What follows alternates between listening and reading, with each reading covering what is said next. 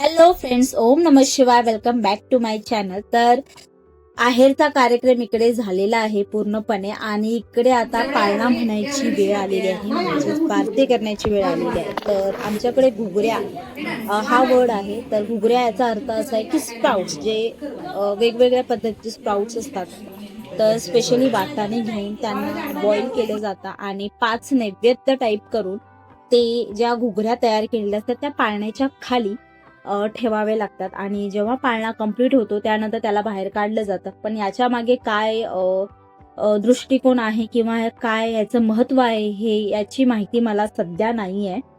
आणि त्यानंतर मग पाळणा सुरू होतो. पाळणा सुरू करण्यापूर्वी पूर्ण पाळणा आम्ही बाळासोबत करू शकत नाही, कारण की बाळ आहे, लहान जीव आहे तोही. तो सफोकेटेड होऊ शकतो, तो रडायला स्टार्ट करू शकतो. मग त्याच्यासाठी जे लाटणं असतं आपलं, त्याला व्हाईट कपडा बांधून अर्धा पाळणा बोलला जातो. जेव्हा त्याचा मेन पॉईंट येतो, गीत गायचं किंवा त्याचं नाव त्याच्या कानामध्ये पुकारायचं असतं, त्यावेळेला बाळाला पाळण्याजवळ आणलं जातं. तोपर्यंत इथे ही रिचुअल चालू आहे.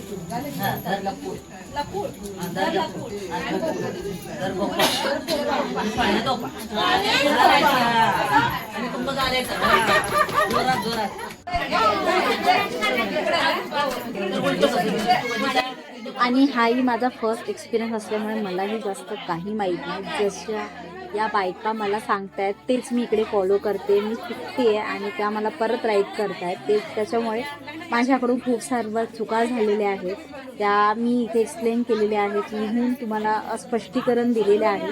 तर त्यातून तुम्ही समजून घेण्याचा प्रयत्न करा.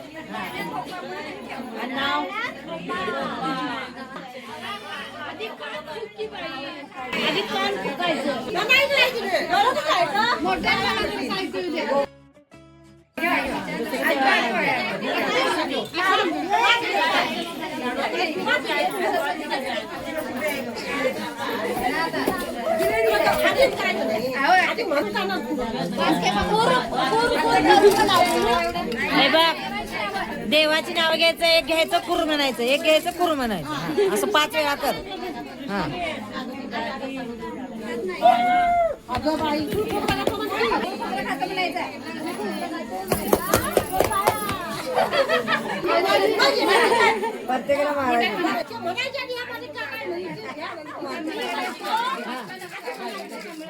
तर मग इकडे बाळाला पाळण्याच्या वरून खालून 5 वेळा फिरवलं जातं आणि त्यानंतर मग बाळाला पाळण्यात ठेवलं जातं आणि 5 वेळा देवांची नावं घेऊन परत एका देवाचं नाव घेऊन पूर असं बोलून मग लास्टला पूर बोलून बाळाचं नाव घेतलं जातं आणि लास्टला मग बाकीच्या बायका असतात माझ्या पाठीवरती, म्हणजे आत्याच्या पाठीवरती फक्त काय देतात, जो नाव घेतो.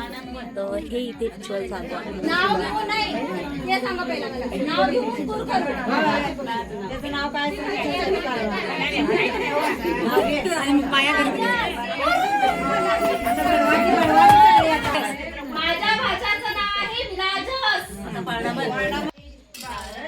बोललं गेलं कानामध्ये की त्यानंतर मग ज्या लेडीज आहेत त्या परत पाळण्या गीत बोलतात आणि मग तोपर्यंत बाळाला पाळण्यातून बाहेर काढलं जातं आणि बाळाच्या ऐवजी जो लाटणा असतो तो परत ठेवला जातो, कारण पाळणा कधीही खाली ठेवू नये पाळणा बोलत असताना, म्हणजे हे जेव्हा रिच्युअल चालू असतं त्यामुळे.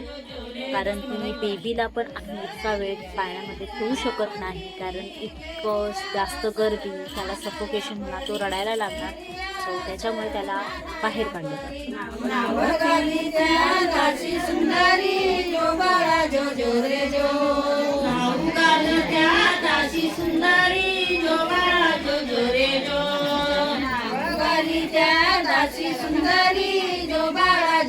रे जो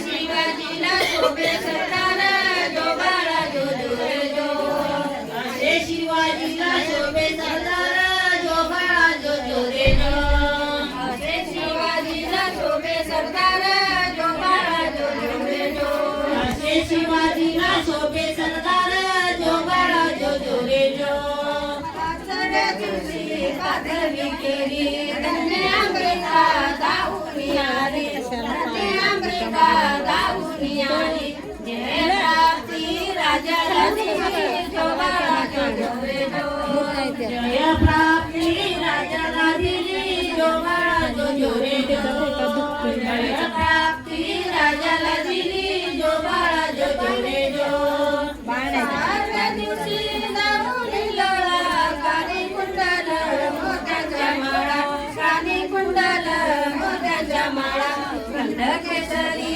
कंपाळी टिळा जो बाळा जो जोरे जो गंध केसरी कंपाळी टिळा जो बाळा जो जोरे जो गंध केसरी कंपाळी टिळा जो बाळा जो जोरे जो गंध केसरी कंपाळी टिळा जो बाळा जो जोरे जो सातव्या दिवशी सातवी करा जिजाबाईच्या पोटी जन्माला हिरा जिजाबाईच्या पोटी जन्माला हिरा त्याच्या टोपीला मोत्याचा तुरा जो बाळा जो जोरे जो त्याच्या टोपीला मोत्याचा तुरा जो बाळा जो जोरे जो त्याच्या टोपीला मोत्याचा तुरा जो बाळा जो जोरे जो त्याच्या टोपीला मोत्याचा तुरा जो बाळा जो जोरे जो आठव्या दिवशी आनंद गोरा आले सेनापती तानाजी उठा आले सेनापती तानाजी उठा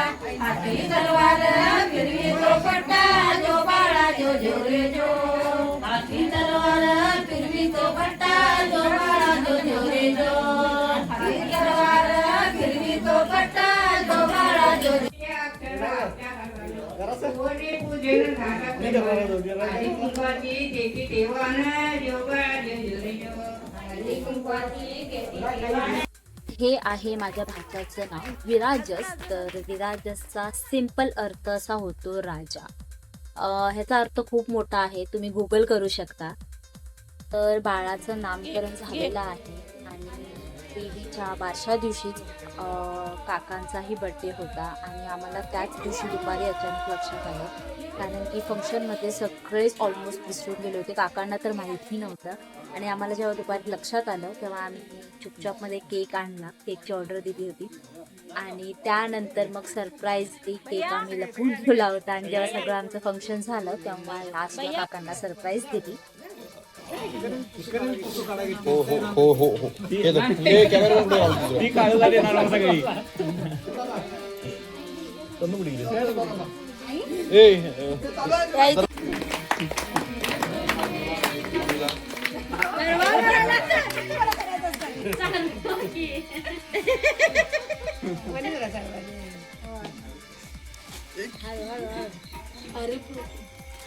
कुठे काढू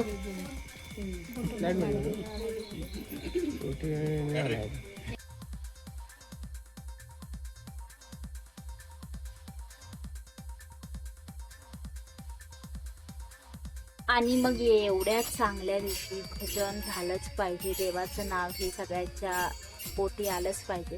सो त्याच्यामुळे भजन आणि कीर्तनाचा कार्यक्रमही ठेवला होता. तो इकडे चालू आहे. आता रात्रीचे ऑलमोस्ट 12-12:30 हा टायमिंग चालू आहे.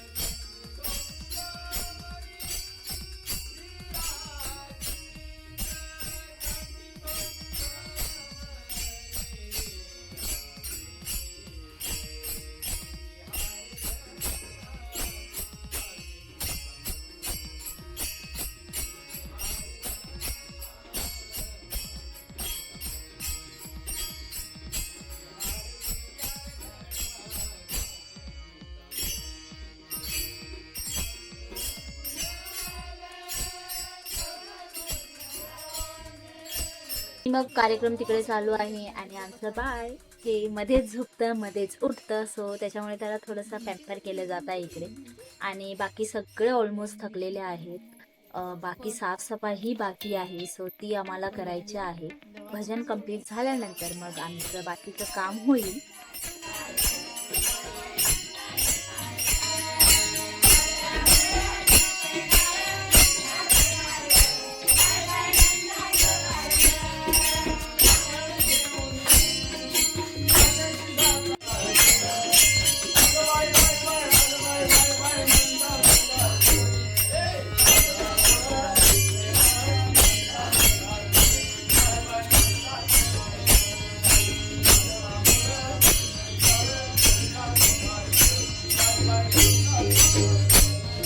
तर आता ऑलमोस्ट संपलेला आहे. बाकीची थोडीफार साफसफाई राहिली ती करून सगळे फ्रेशनअप होऊ. रात्रीचे ऑलमोस्ट 2:30-3 झालेले आहेत आणि आता सगळे झोपायला आलेले आहेत. सगळ्यांच्या डोळ्यांमध्ये झोप आहे. तर मग हा ब्लॉग मी इथेच एंड करते. तर तुम्ही माझ्या चॅनलला लाईक करा, शेअर करा, सबस्क्राईब करा. हा ब्लॉग कसा वाटला नक्कीच कळवा. तोपर्यंत बाय.